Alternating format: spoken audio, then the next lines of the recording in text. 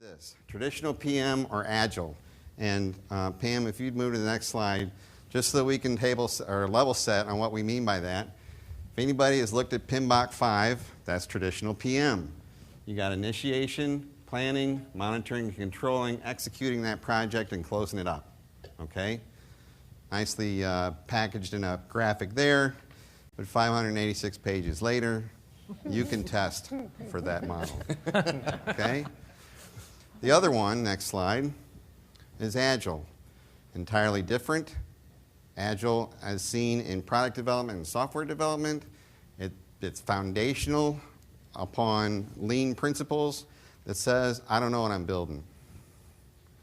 I got a product owner that says, I want stuff, I want features, I want to deliver my customers with benefits, and currently today I want X.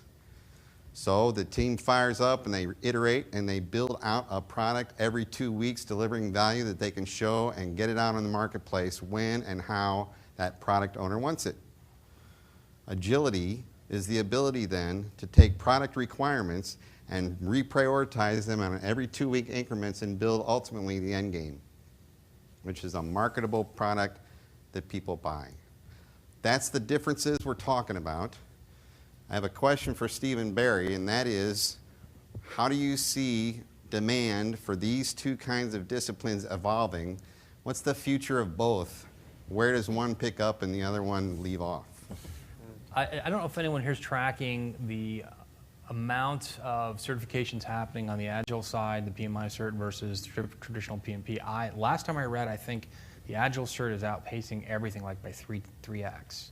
If that sounds right or not. I think that's right. Not in this chapter. Okay. Agile is here to stay. I mean, I love Lean Six Sigma practices, and it's based on some very common Lean Six Sigma structures. So the idea of removing constraints and improving flow. And what we have seen from a consulting perspective, and I can share those perspectives very quickly, is that there are some things that work very, very well for Agile and some things that don't. The things that work very, very well are things like very fluid app development, mobile, web, things that have a lot of GUI interfaces. So, and you can in your sprint format can put a product as wet clay in front of your product owner and see it shaped, and it works well. And there's a lot of great collaboration and ownership.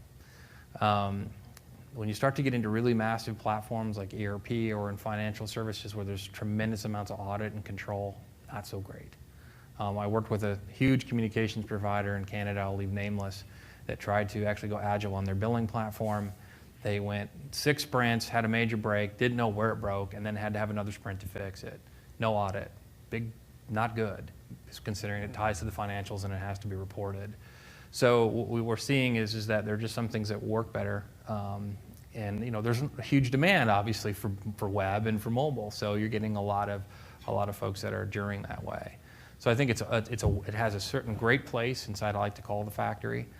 It's not going anywhere. It's great for product development.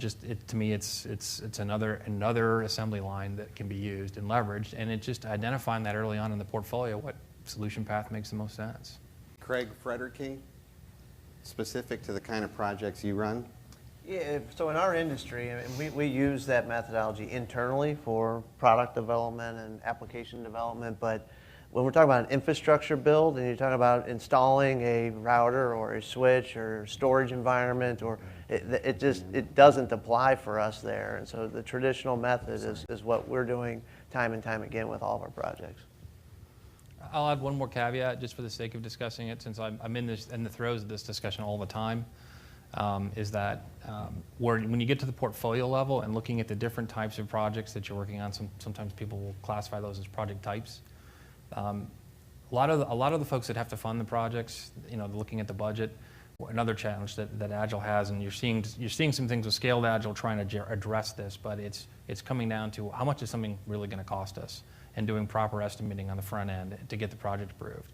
So we've seen some things where there's some proof of concepts that are done early on and what have you, but again, it goes back to you have to look at what is the best potential assembly line in your factory, and is Agile the right path for that particular project.